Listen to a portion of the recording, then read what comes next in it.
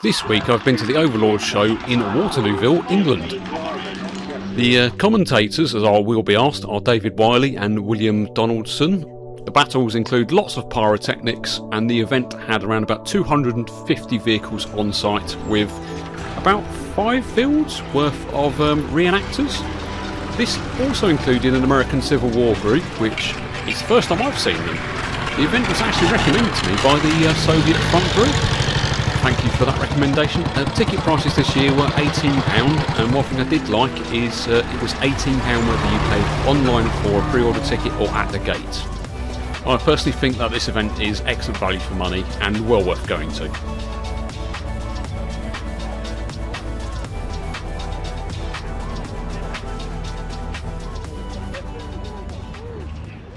They're patrolling around the outside.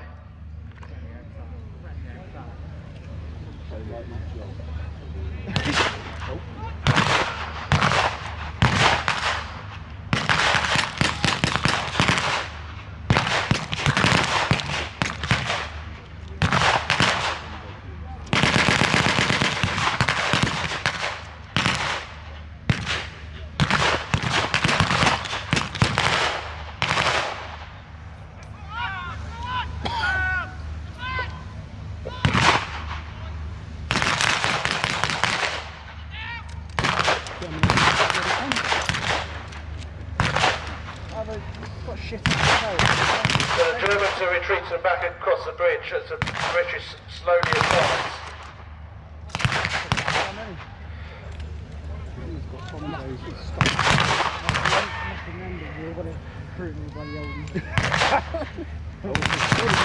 He's 7 years old, must be at the end of the war then.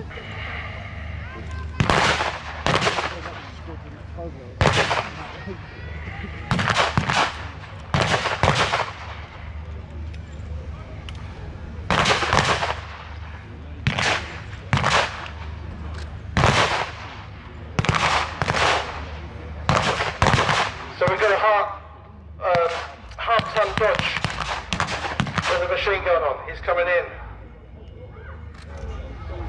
to give some covering fire. With an American airport behind.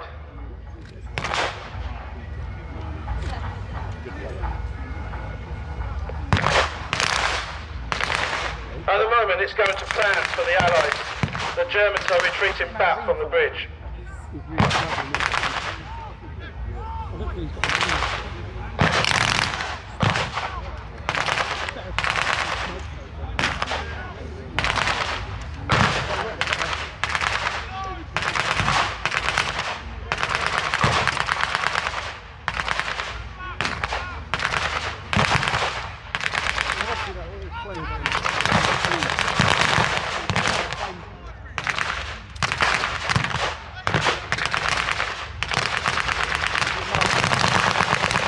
Fierce fighting from the bridge. Some of the British have got over, but there's still fierce fighting. The Germans are putting up good resistance.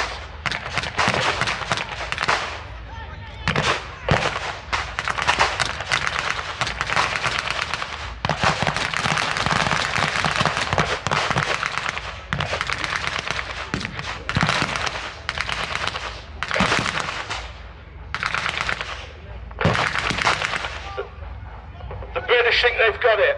They'll cross the bridge, but there's a surprise. Unknown to them, they've got armour.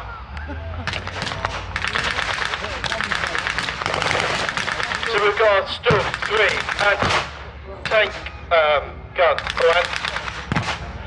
This baby will sort them out. They're coming in with the infantry behind. He's going to move up position. Here we go, the Germans. He's just fired. The more mobiles. They're going to come in on the flank.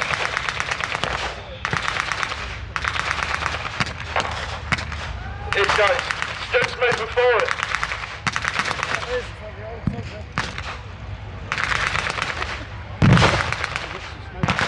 Stu's firing again. German reinforcements are coming in. This is where the British and Americans are thinking, oh dear, the intelligence is wrong. more armour here. Can they hold?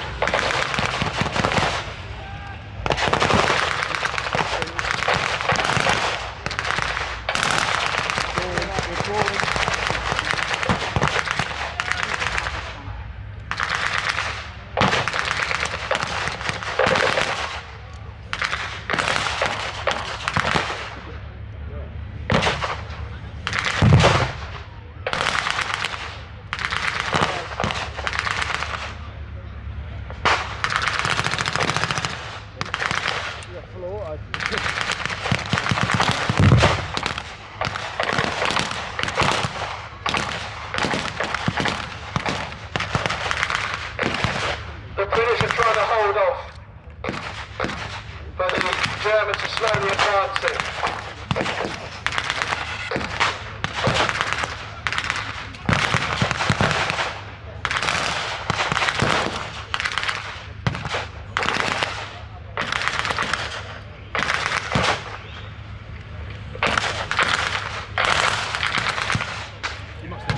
It's like a game of tennis, isn't it?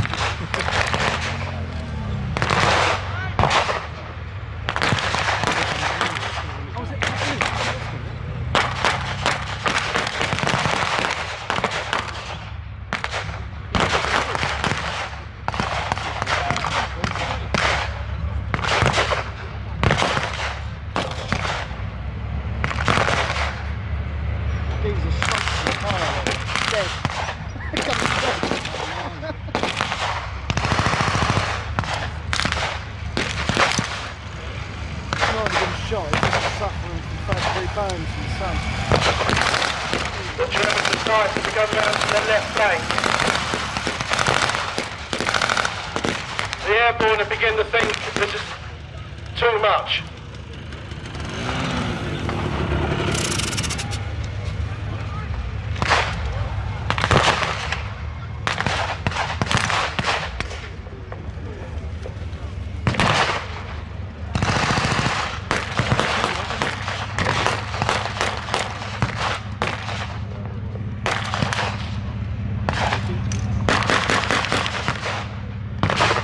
Okay, I think the Germans need to charge across and finish them off.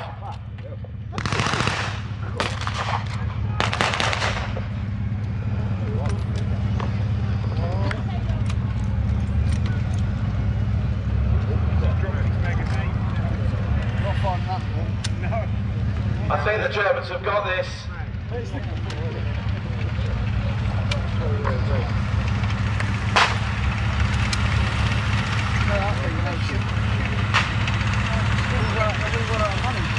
They're just dropping up, taking prisoners.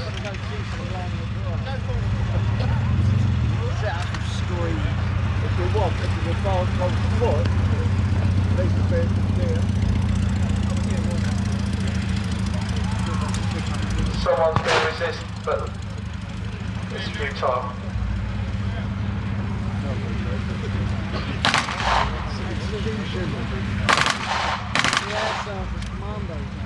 Okay, index.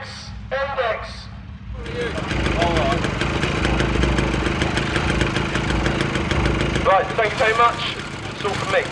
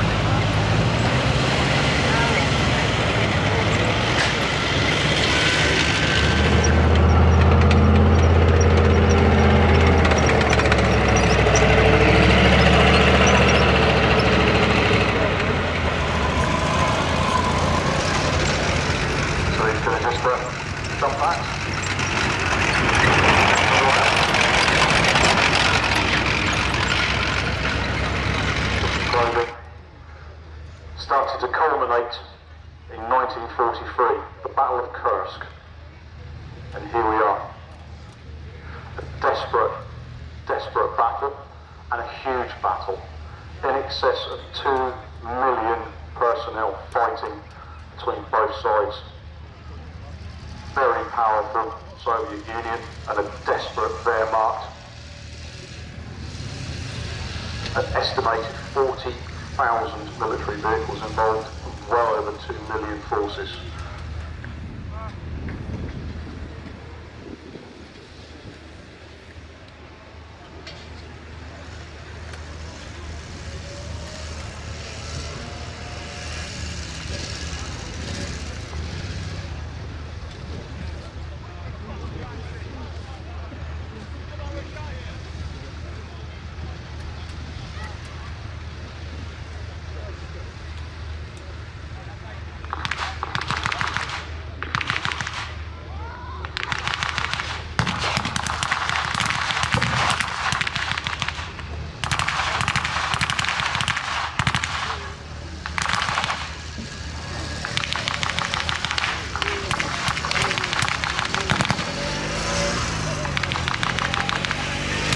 Soviet forces have the advantage. Preparation. They know the Wehrmacht is coming. They can choose how they want to defend. It's their homeland they're defending after all. They have direct orders from Stalin to fight to the last man and to the last woman.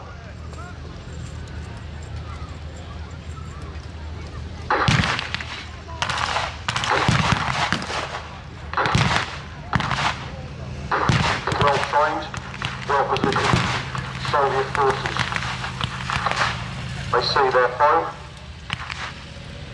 and are advancing towards those Soviet troops in large numbers. Backup is coming. There is the potential for this to become extremely desperate for the defending Soviet forces.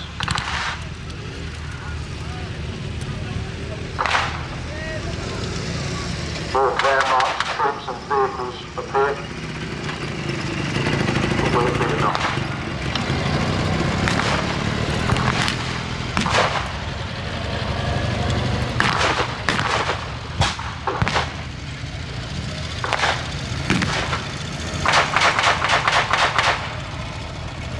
The model 1927 howitzer. Not a cutting-edge design, but still absolutely lethal for any armoured vehicle in its sights. Just biding their time, allowing the infantry to fight it out, picking their moment. Almost certainly still low on ammunition, so the ammunition that they've got for that howitzer, they've got to make count.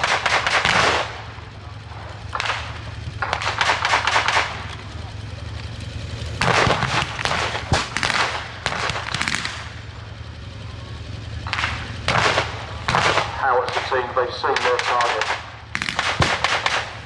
They need to take out as much Wehrmacht armour as possible. It's coming under fire.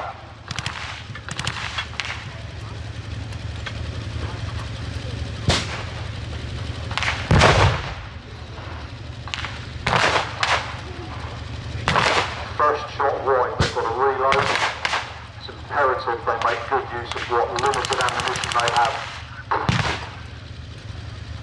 Other rounds starting to land in the area from neighbouring forces.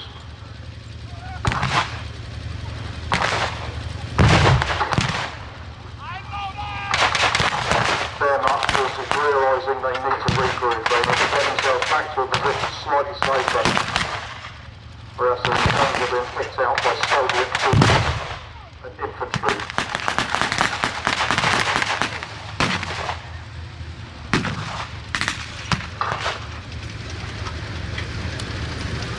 Wehrmacht half-track, coming a little closer, trying to give that infantry a little bit more close support.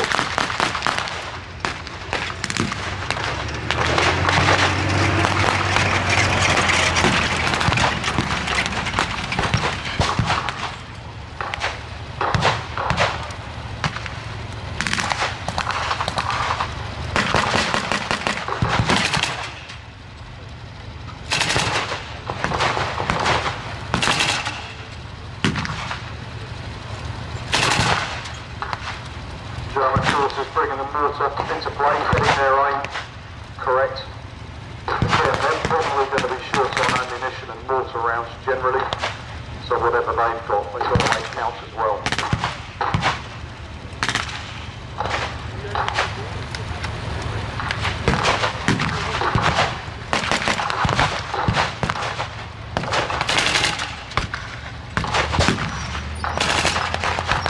Mortar fire continuing to rain down on the Soviet forces. Some of the most daring numbers of the infantry and machine gun positions trying to get a little bit nearer to their foe. Someone's got to take the upper hand and get the advantage. Heavy Wehrmacht fire starting to rain down on some of those Soviet positions. The situation's becoming ever more desperate.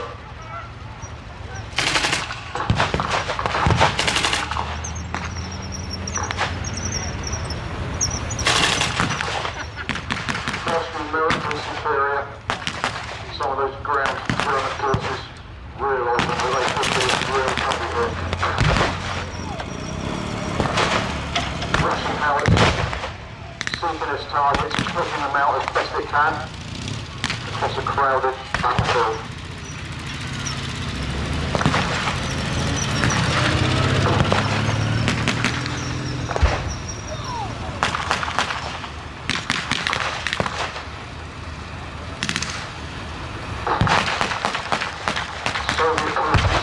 In a reasonable position of with some degree of protection, now starting to experience more and more mortar and artillery fire raining down on them.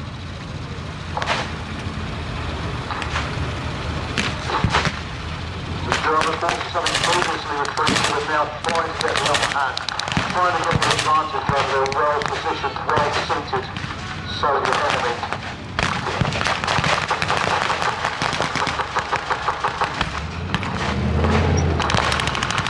So there are also the German forces with full armoured support. Skirmish now making its way to the front. This is going to cause serious problems for the Soviet. This is not what they want to see. If that artillery piece is going to save the day, that stood out really fast. That's a tip of battle in the Germans' favour.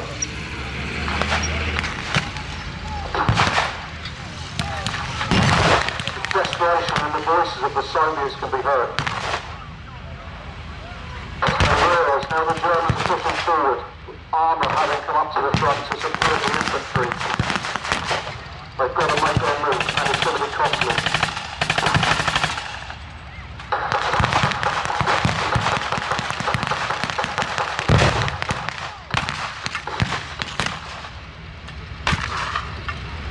German forces keep moving forward. They know they have to acquire their target. They know they need to take out the Soviet forces. The Soviet forces do not plan on being swept over easily, though.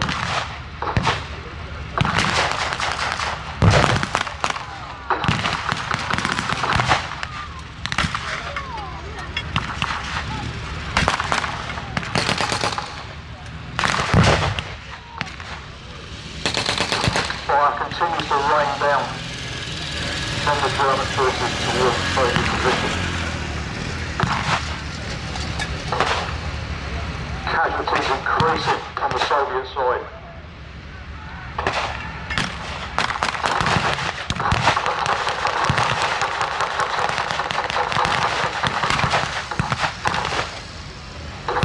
There's desperate hand-to-hand fighting underway.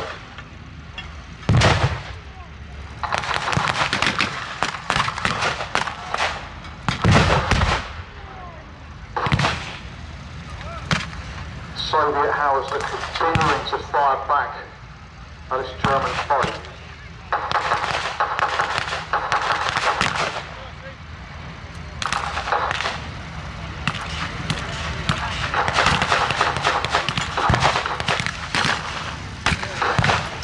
Casualties continuing to climb between both sides. Wounded being tended to by medics both on the German side and on the Soviet side.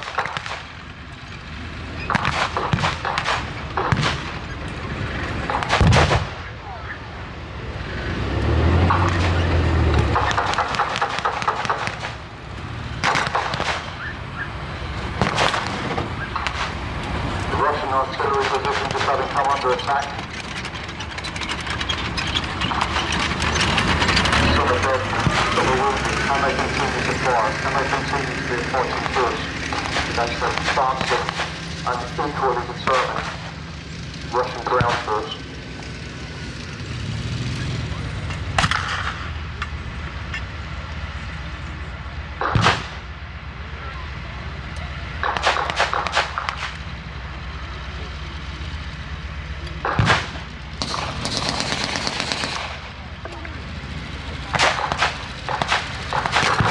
Combatants getting low on ammunition.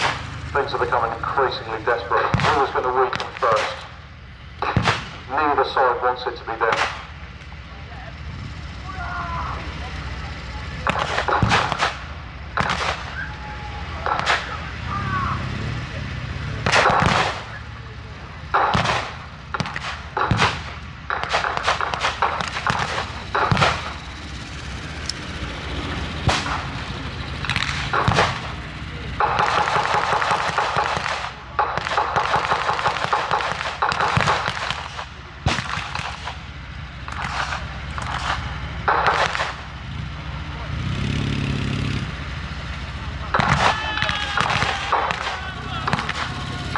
Desperate Soviet forces again trying to get the upper hand, trying to retaliate against those re-enactors. Out of ammunition, desperately wrestling with their opposite numbers. Warfare in its most personal and ugly manner.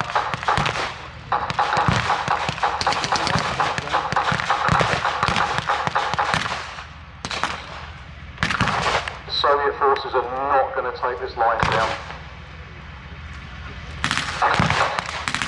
Their national flag of such a flag of pride to them, right at the front.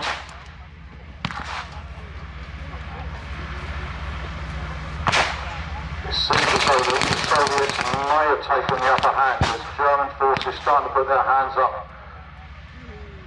They think they're beaten, and they may well be, despite having armour which has been taken out.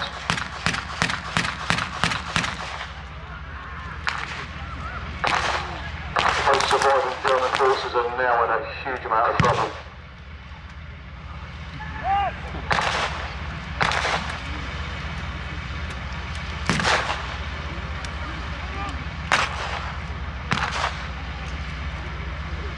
So now some of the rear echelons of those German ground forces realising the front forces have almost certainly lost.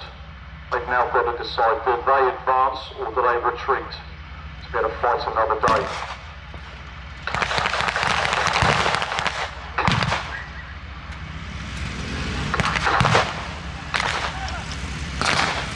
No, they're retreating. They realise they've lost this battle. And if they've got any chance of being able to retaliate in the future, they need to get to a position of safety away from that direct fire.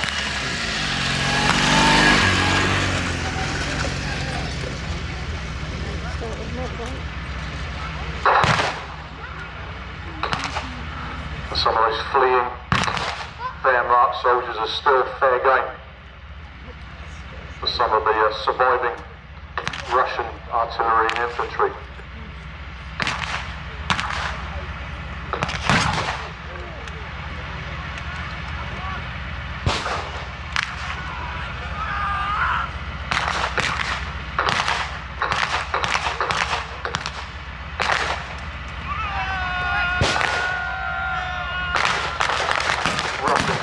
Personnel pushing forward.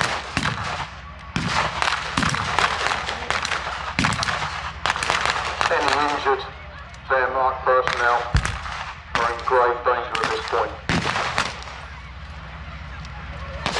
Artillery fire still coming down from neighbouring engagements.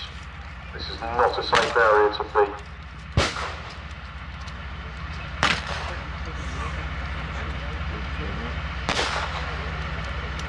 Medics on both sides tending to the wounded. Do they need to be stretchered out? Do they need to be carried? Are they able to walk?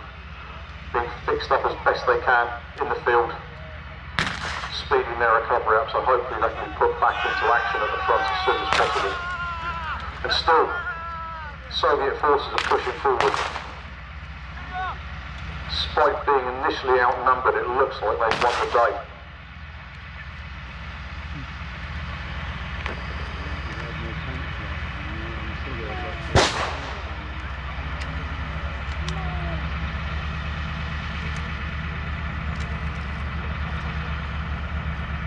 Still, the Soviet forces continue to push forward. They don't know if there are any snipers or any lightly wounded Wehrmacht soldiers waiting to take their colleagues out. Increasingly, they're going around and mopping up. Are there any remaining German threats?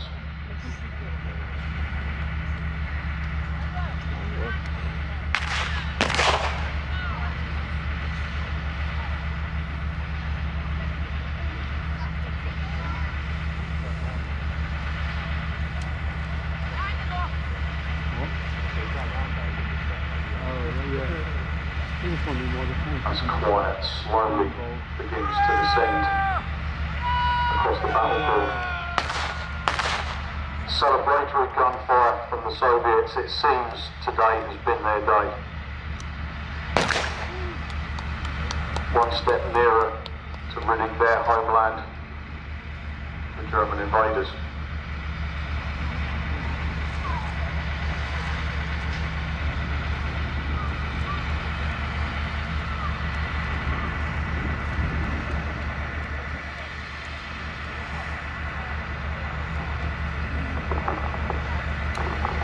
Okay, all operators, index, index, index. Ladies and gentlemen, please, can I ask you to put your hands together for an absolutely superb demonstration of battle reenactment today between Wehrmacht forces and Russian forces.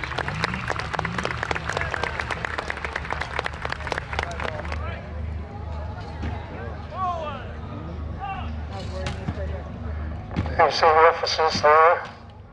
This is where he wants them to go next. You ready, Reg? They're coming. None of it's real.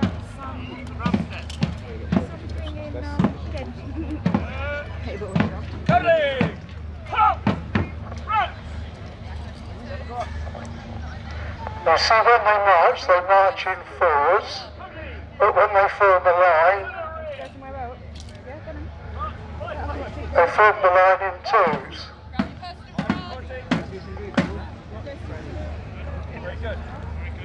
If you noticed, the people at the back of the line, when they were going backwards, the ones at the back held on to the leather work and the ones in the front.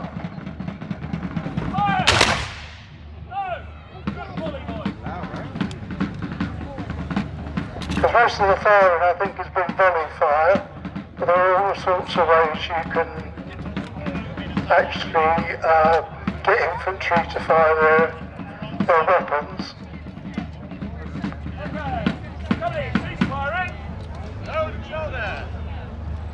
Now, do you want to be let into a little secret?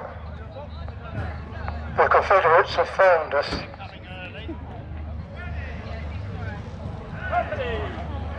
But the Union haven't twigged that one yet. If you want, you can shout behind you. Okay.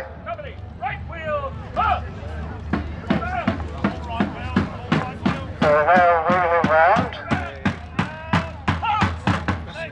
So they can face the enemy instead of being shot in the back.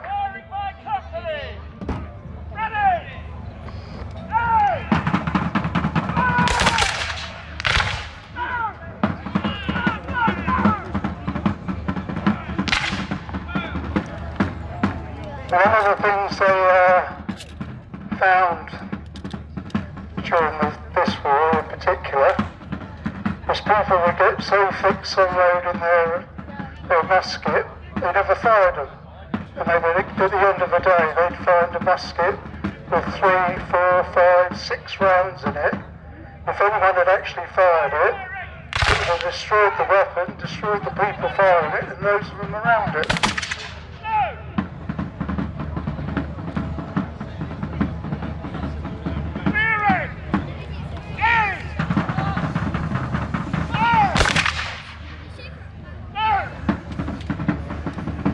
Now he's firing by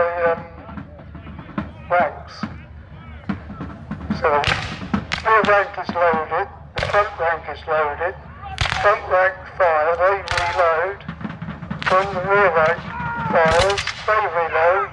Once they're reloaded, the front rank fire again. It's not like the British where you're in 3 ranks, so it's for front rank, second rank, third rank.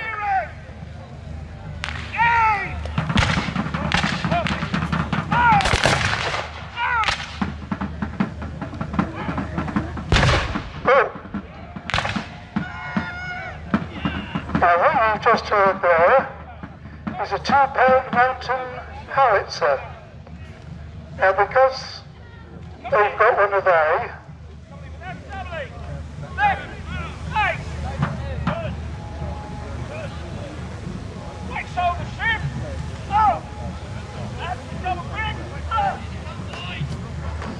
because they've got the cannon, that's like having an extra 2 companies. Depending what the artilleryman wants to put in his machine, in his cannon, he can either put solid shot, he can put a shrapnel round in which bursts in the air and rains hot, razor sharp fragments down on you, which is very unpleasant, or they can use something called canister. The canister basically turns the cannon into a giant shotgun. And we may see that a bit later.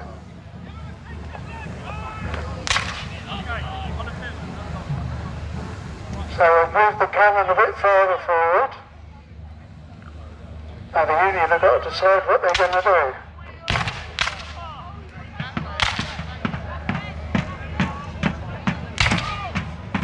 Well,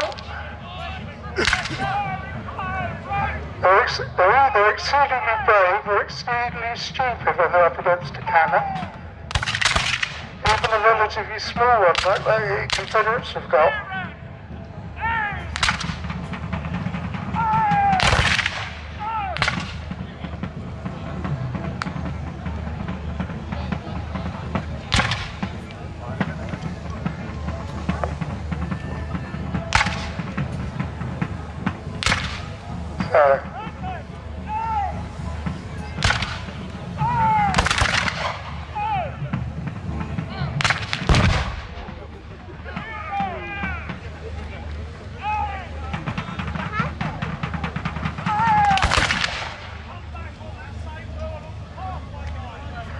I think the Union commander is going to have to make a decision in a minute,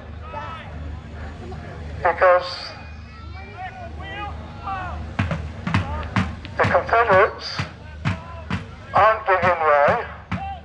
They've got their cannon.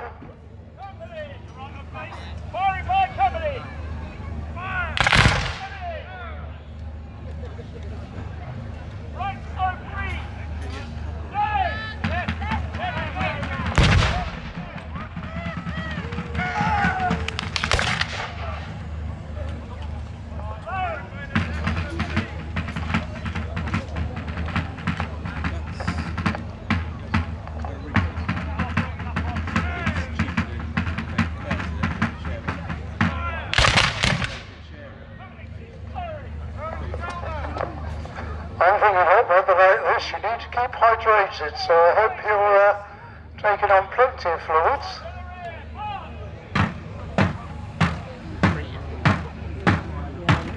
Because I can assure you, being in these uniforms, you get a wee bit sweaty.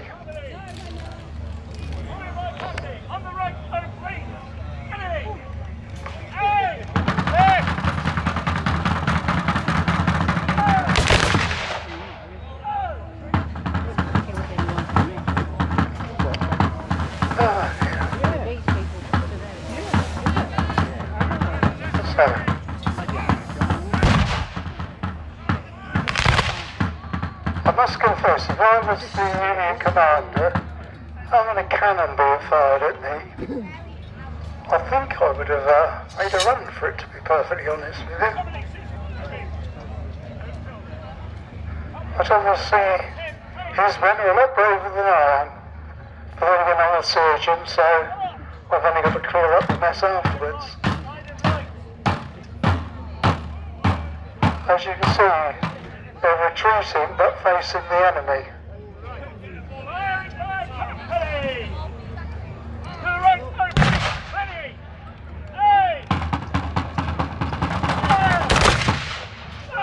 All I can say is the cannon must have some really rubbish shot in it today. And they'll be priming you for something that's going to happen in a bit.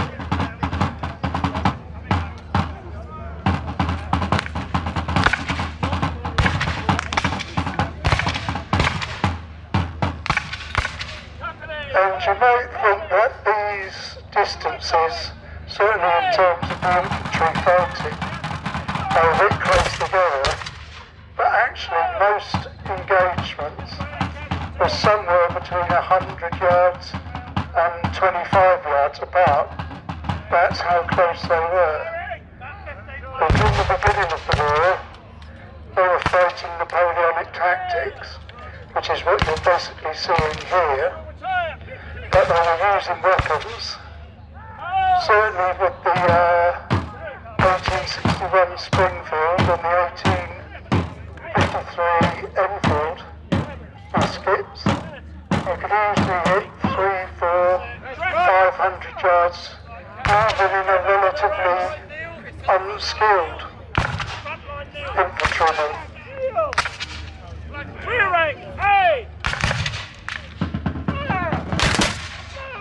And bear in mind, a lot of these infantrymen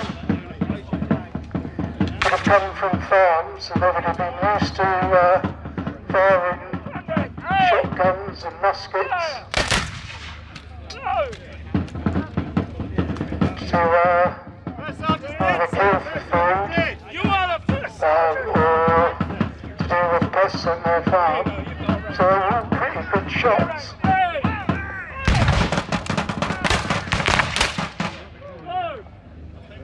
So I very quickly found that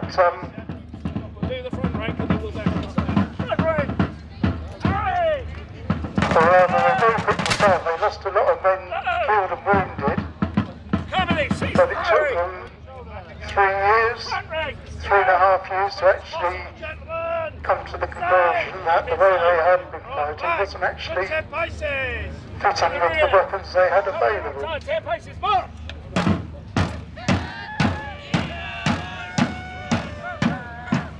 Now,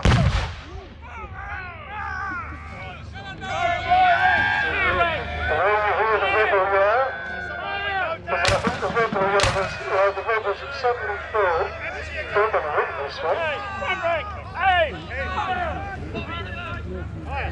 Our flag bearers having problems there.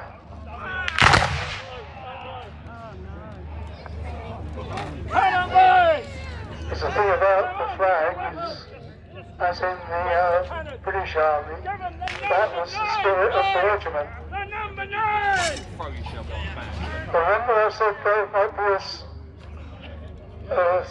okay, everyone take a dive if you want to. something up the sleeve of the Confederates. This is it. Let's see if you put...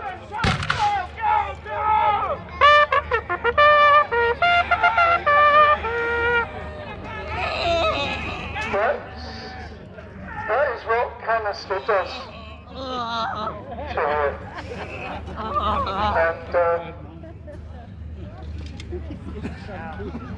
you see, if we did that to sail with it, we'd just be looking at dead bodies all day. So, uncover!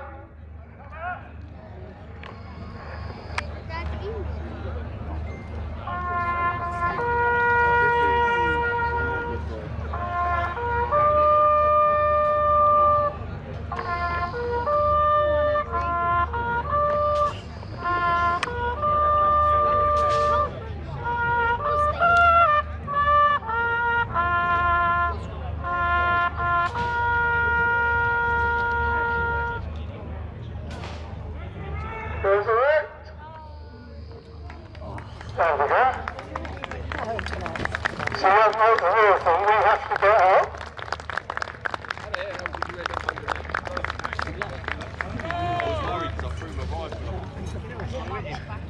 Right, so I don't know whether I've got machine guns that will be firing on that, but they're a lot louder than now because we've got internal combustion engines. And then at 2:45 there's an arena talk. So stay around for that. And if you do decide to go, there's plenty of things to see in and around the event. There's living history over the far side. There's vehicles over behind us here. There's plenty of places selling food.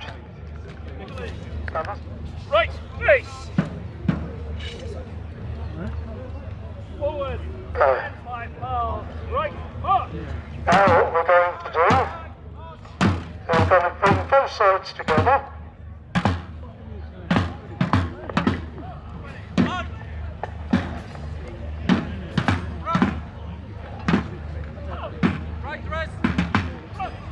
And we'll sort of give you a bit of history. The Southern Skirmish Association, which is what we are, we've actually been doing this since 1968. So nearly 60 years we've been doing this. Our friends.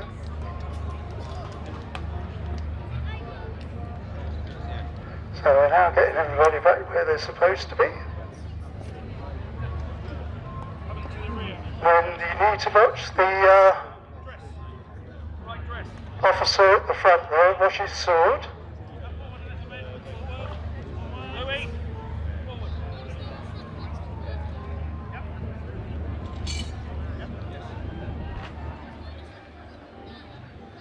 And he'll give the order.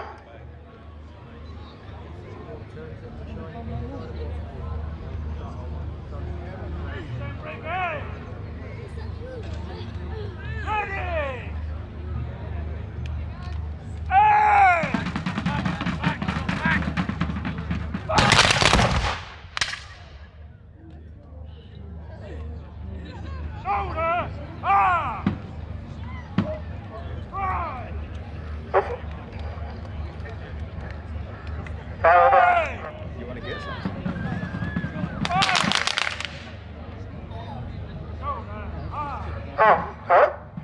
But now all the rifles are safe. So we go wandering through the camps.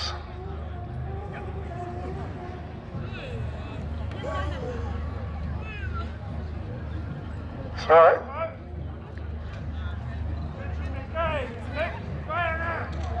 All I would say is those of you that are sort of in line with them, you might want to take a few steps back. Just in case the brakes don't work. One step forward, Union. One step forward. Dress, dress. Come. Forward! Easy, stay in line. Come forward. Charge! Bayonet!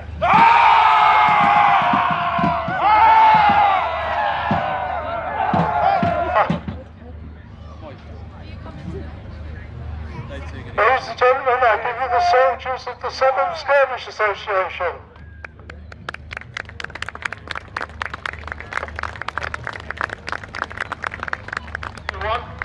2026 Overlord Military Vehicle Show and our very first arena event. So straight into fast response vehicles being from disposal, and that one's being clocked in excess of 100 mile an hour. I will say that was on a runway in controlled conditions.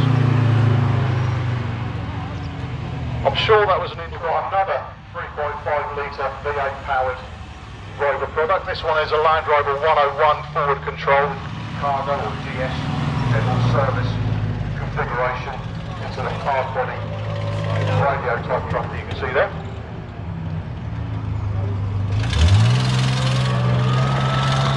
So a little bit of armour as well going around. Many of you will have fair enough the arena. We'll see another one in a while.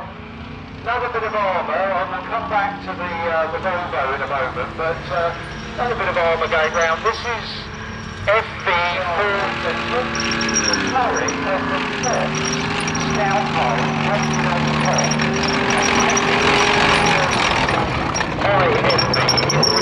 fighting vehicles. Most British armored... There's going to be to Ron Cannon on the top there. And wasn't that successful, they gave it to something called the Berlin Brigade.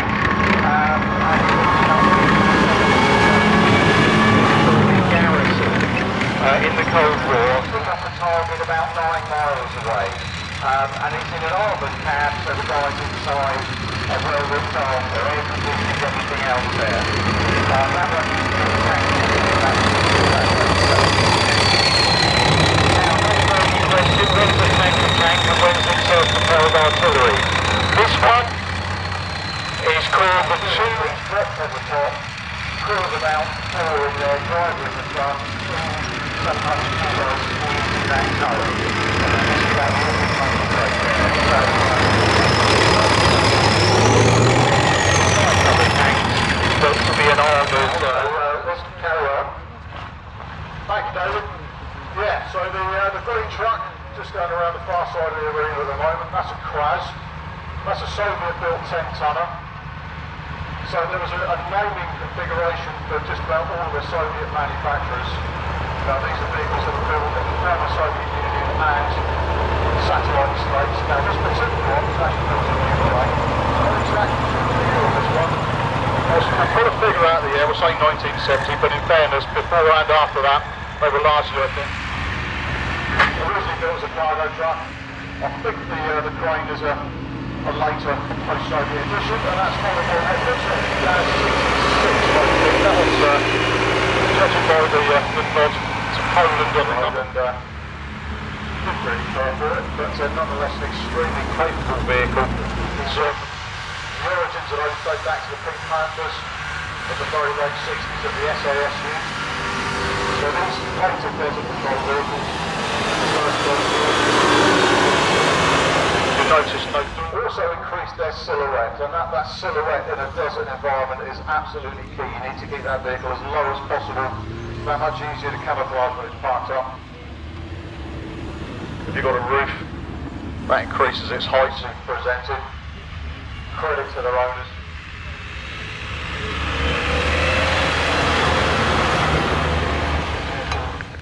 Four-cylinder Volkswagen engine. You can see a variety of guises there. See the first example marked up as Feldjäger, military police. These are also used for command, medical duties, reconnaissance, etc. And it's worth saying used by the West German Army, because of course Germany at this point was still split between East and West, and those are followed by 3 other Volkswagens, I will correct myself if necessary, and then another Iltis bringing up the rear. So unlike the Trackers, the Iltis was four-wheel drive, very impressive degrees of approach and departure. If you look in front of the front axle and behind the rear axle, you can see they're very distinctly upswept to allow them to get through awkward crossings and very rough ground. That to be said, that's not to decry the Tracker, although only rear-wheel drive and fairly low ground clearance, they were actually surprisingly later on get a bit more information. That's been joined by a post-war Jeep on the other side.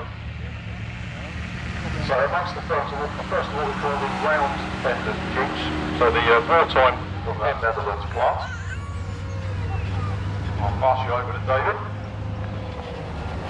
Sorry, we're changing the mic. A bit of armour there going round. This is a Mark I ferret, so with engine in the back, took over from the Dingo, and originally designed by Daimler, built there, and again, so your spares resources are limited. You're not having to do different training, different spares for so many different bits of kit. Sand channels on the front with headlights. All British Army vehicles have to be road legal, so you've got brake lights on the back as well, headlights on the front, and those stubby little tubes you'll see on lots of armoured vehicles, those little tubes. Very, very dependable 2286cc overhead valve Land Rover engine. Very long-lived, well-respected engine. Approximately double the cost of the civilian version. That says quite a bit there. So our taxpayers' pounds, going to lots of different extras, but in fairness, Land Rover, following the instruction of the War Department, latterly Ministry of Defence, did spec these up with a lot of extra additions. So split wheel rims so that infield tyre repairs can be carried out by the crew. Machine gun. King of Jordan, who's still got a load of ferrets in the Jordanian army. They tried putting a diesel engine in, like many countries that originally had petrol engines. Diesel, always preferable for military because it tends to be harder to set on fire and then it goes up in flames. So, but that's an original ferret there, Mark 1, they get uncarried spare. Driving round as well. Tank, the blokes here will remember that was the Action Man tank. This has got the 30mm Raden cannon, which means it's a scimitar or a sabre. Basically the difference is sabres had the turrets taken off of Foxes when they went out of service. Aluminium, so very lightweight, away from the British forces. So back to the Pink Panther. Thanks, David. So, in approximately 1969, there were 72 that carried quite a lot more load. Still powered by the same 2286cc, 2.25 litre petrol, particularly in areas such as Oman, where it's said that early in the morning and later in the evening, the sand does have a pink appearance, apparently. The 110 Desert Patrol vehicle with what looks to be the Wimmick weapons mounting kit on top. Followed by, I want to say, a lower, yep, there we go, yep, goes through, 140-ton cargo carrier. It's found themselves in the Korean conflict, which started in late 1950. Of course, diesel as a fuel is very different, very harsh. Korean winters meant that there were major problems with fuel systems creeping up on the destroyers, so there were many of them were horribly converted to petrol. In our area, I want to say. But this is the next step on the wartime Pioneer. The wartime ones were only rear-wheel drive, these were six-wheel drive. Quite incredible levels of axle articulation, and he's going to prove that by going sideways through the excavation. Just look at that rear axle articulation there. So it's what's called a walking beam axle. So it's one thing that's come into service and around about commercial S-type, big bedroom, as they were colloquially known. This carried on to around about 90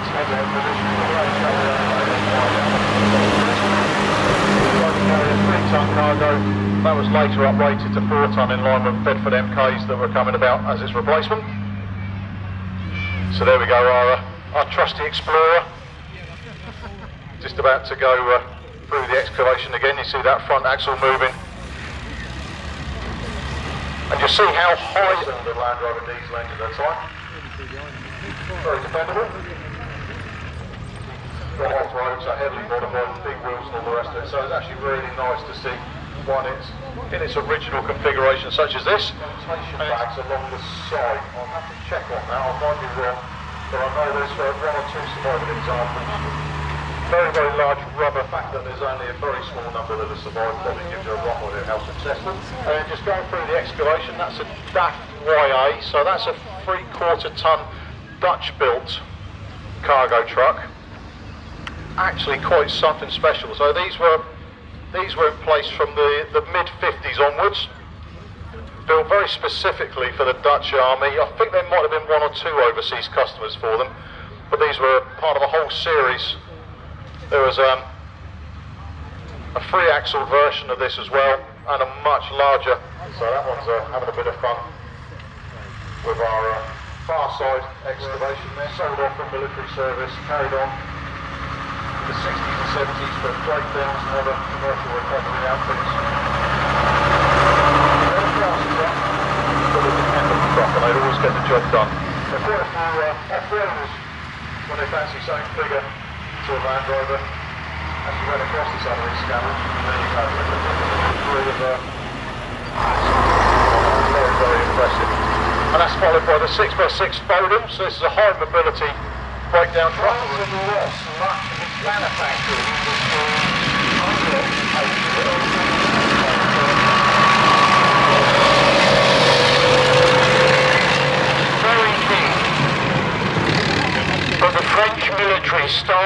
getting French kit as soon as possible. And what we've got here is a design for an air-portable tank. Now the irony was the French had nothing, but they could fly a 13-ton tank around the world at the time. Export for France. They were trying to get back in the marketplace.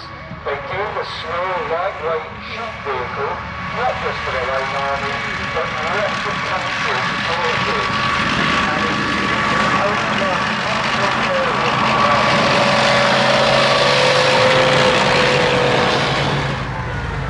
now what we've got here is a wheel that is taking the power off the engine.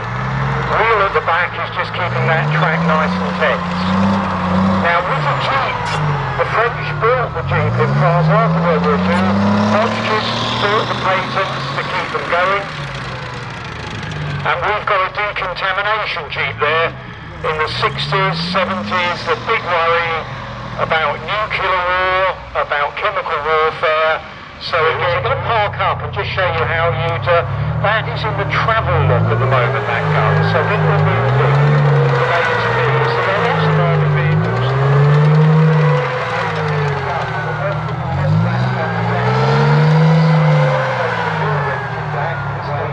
That can wear out the trunnions and start damaging the inside of the vehicle. So before going into action, an ANX would do this, they'd actually release that there, and that means he can traverse, and then you can see him now traversing the turret, and he's actually going to aim away from the crowd, obviously, before he fires that gun. But he does happen to set fire to the grass. We've got the decontamination vehicle will be putting out any flames.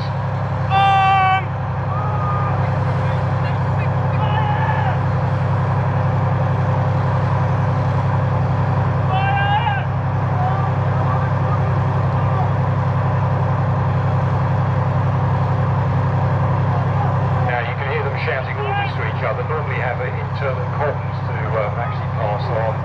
Normally phrases like target on, and once the guy's ready to fire, again the gunner who's put the round in the breech in a normal fighting circumstance, the loader, in this particular space you've only got actually a two-man turret there with the driver down the front, so you actually have in the top of the turret there the commander actually acts as loader as well as the gunner, who's the guy who's actually sighting the vehicle, the gun onto the target. And again, part of the issue is keeping a very... So they were really an ambush vehicle. You haven't got much in the way of armour on the front. So you load your vehicle to an ambush position to knock out the enemy vehicles as they advance towards you, and one other will retreat. To reload with more cassettes, because you can only reload those cassettes in the back from outside the vehicle whilst the other one engages the enemy. So it's kind of like you something as a little bit of an extra. So there's our decontamination man putting out the pretend flames there, making sure nothing spreads. And again, the irony is, of course, lots of people, if we had things like nuclear or chemical attacks, that's why you would have all these different bits of outfit.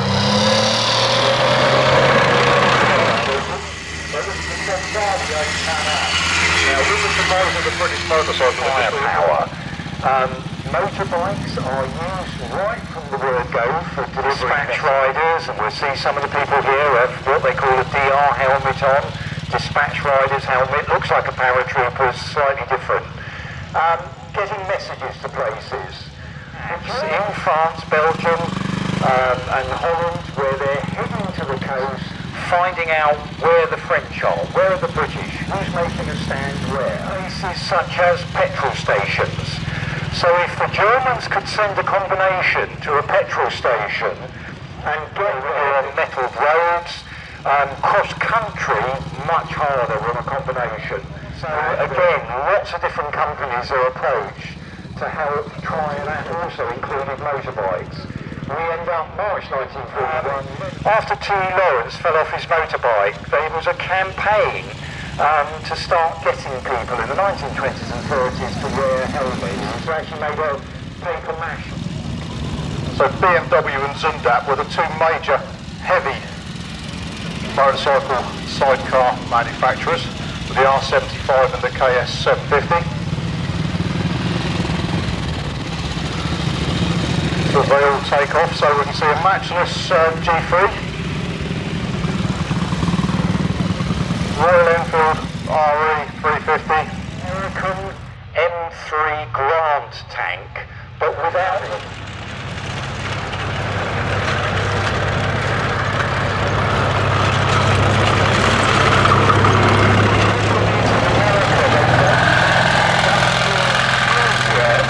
To build a big turret with a sat-sized gun in. So they do an interim tank, and that's this one, the M3 tank. How they do it, M4. This is the famous Sherman. And this particular one, it's got the welded armour on the front. So in other words, it's not rounded, which is cast armour. It's got a cast armour turret and a 75mm gun.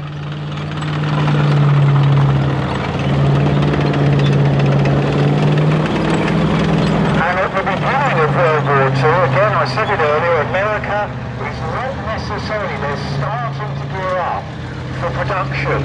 It's Britain that is going to America saying, can you do it? Even on the French Americans can you build the Sherman tank? Britain says to America, can you build Matilda tanks? The army that won't have much training time, so they need to be able to operate this vehicle very quickly and efficiently.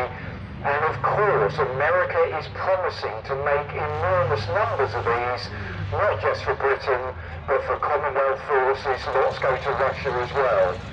In fact, there's so many factories making these, they have 4 different engine types, because they can't get enough of the original engine they wanted to build. The R975 is an aeroplane engine. The aircraft industry knows it. That's why we end up with different models of the Sherman, and then later different guns on them as well. Now we're also seeing the half-track go round. Now this particular half-track, again, is a bit of a dodge at the beginning of the war. The Americans are just starting to put half-tracks into service. How do we get really quickly? So they start putting anti-tank guns. In this case, it's a 105 gun. They only do a few hundred of them. But now that particular Grant, that M3 that's driving around at the moment, it's come all the way from Australia. After the war, the Australians were given, during the war, a number of these to train on, plate off, and they use it for clearing forests, tree stumps, all sorts of things. The owners of this now, they're going to make it into a recovery tank. And with armour, once you've spent all that money making the Shermans that were put together, the very first ones, M4A1 with cast hulls, M4A2 with twin diesel engines, M4A3 with a Ford engine, M4A4 has the Chrysler multi-pack engine, lots of car engines bolted together. And with the M4A2 it has diesel, so they have different fuels on it. To be absolutely bare bones, bare minimum, absolutely nothing that is superfluous aircraft. The militarised cargo version of the Dakota. So the ends of the bumpers on the front were cut off, the spare wheel taken off the back and put right in front of the radiator, which did absolutely nothing to improve engine cooling, it has to be said. But everything else on board the aircraft to make sure that the trim of the aircraft is correct, that the cargo on board is where it needs to be. In the course of the war there were lots of improvements, but considering that approximately 12-week design period, I think that could be forgiven. That's got Holmes wrecking gear in the back, powered by a straight 6 Hercules petrol engine. Now just bear in mind, when you go to fill up the family car on the way home this evening, you're not going to have a fuel bill anything like Chris's.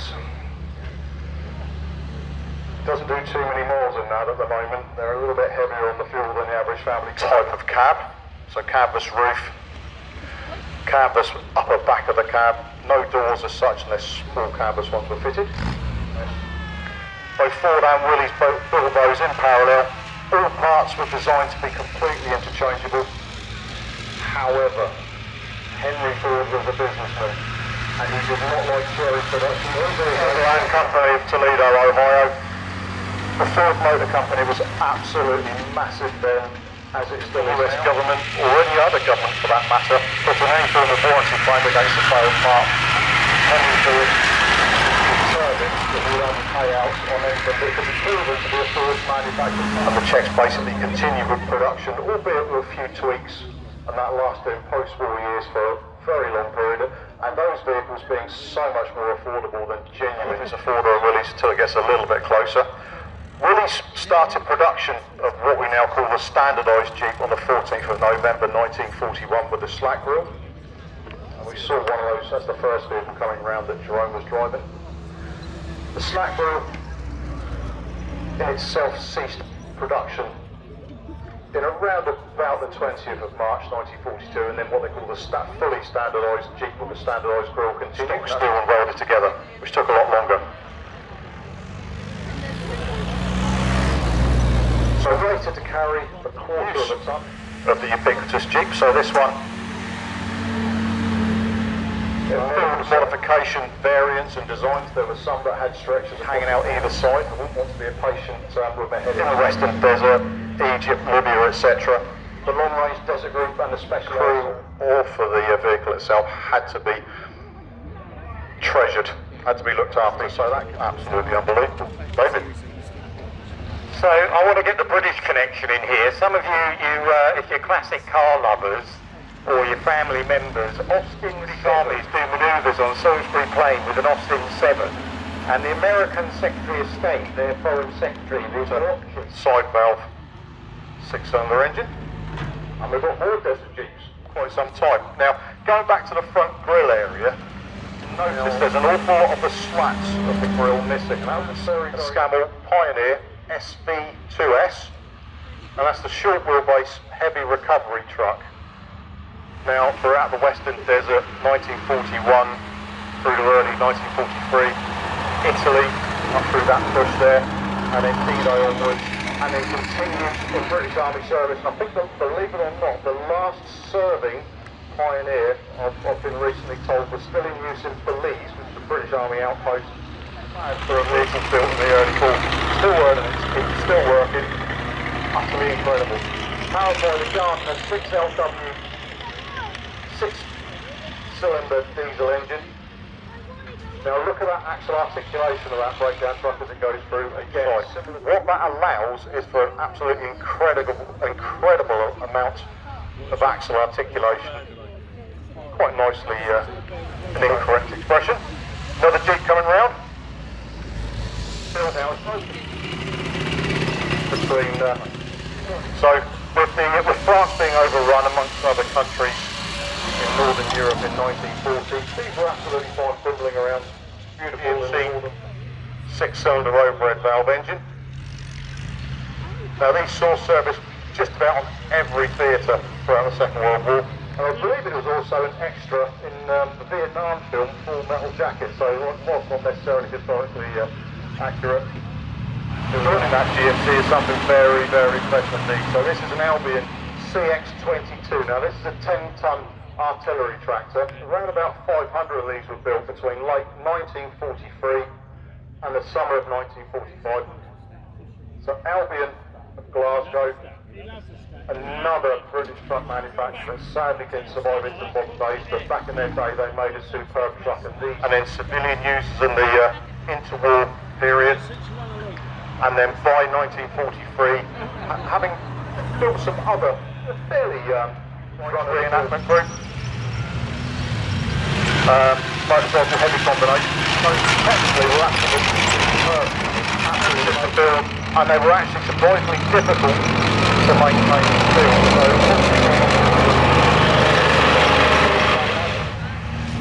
Actually, surprisingly good for the Skirmish, basically a tank without a turret there, in a reservoir, so we'll talk about that in a moment.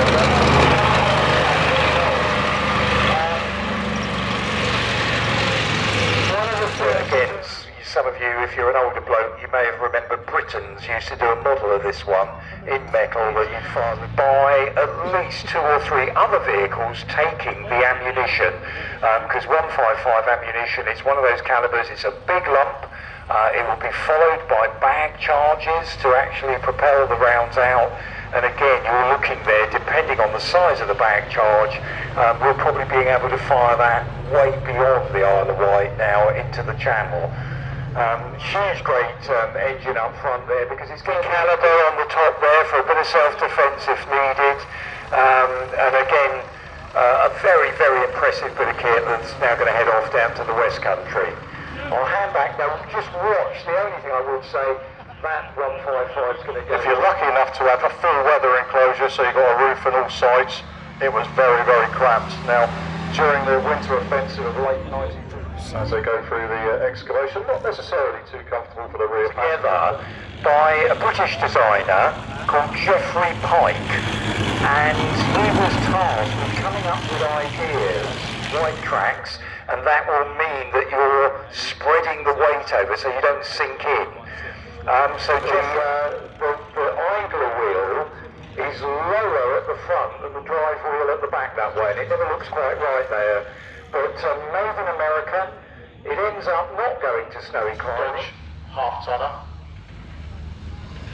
Primarily these were built in 1941.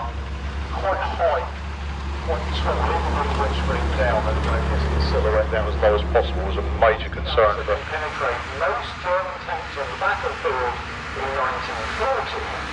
By about 1942, when the Germans have added more armour up armoured their vehicles, forget it, it doesn't work in quite the same way. So we're going to see them, they're going to set up these guns, because we'll see them with some American paratroop units all the way through when they're fighting in the rest of the northwest back. So behind the cab area is very much a prominent sloping design. But of course that loses an awful lot of internal space, both for crew, for ammunition, spare barrels, all that kind of stuff. So these later war versions from the middle of 1944 onwards had a far more logical cargo-looking rear area, that much more space, that much more room for the crew to, I was going to say relax, that's probably the wrong way of describing it, but just more room, steep gradients, get to wherever they were needed, albeit fairly slowly. And then our third unit just coming in, extremely rare vehicles. That's another one and 1500 weights. They also made a quad, specific field artillery tractor with a booster track similar to one of the very purposeful front end to that vehicle, a face only a mother could love. 57mm the size of the hole at the end of the barrel there, we still called it the 6-pounder. The next one up is a 17-pounder that we use and we put on the famous Sherman Firefly. We were very good at anti-tank guns, and well, again from the point of view tracker targets.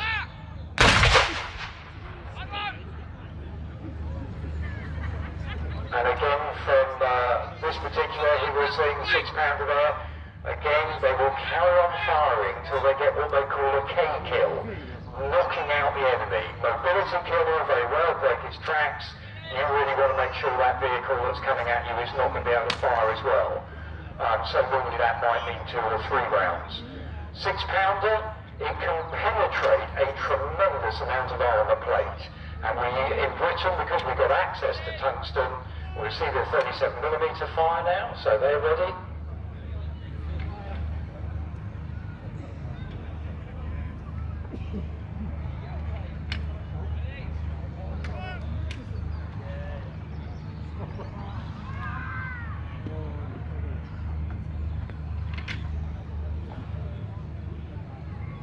Number 3 again! 3 gone! Move! Right, I think we had a misfire actually on the 37mm. Where is that one? But we've got the 25-pounder. Let's go for the 25-pounder.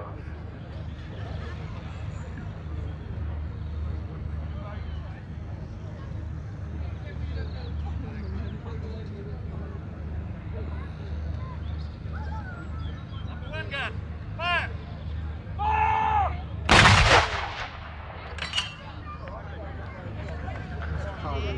So with a 25 pounder, obviously now they're firing it with a brass case. It could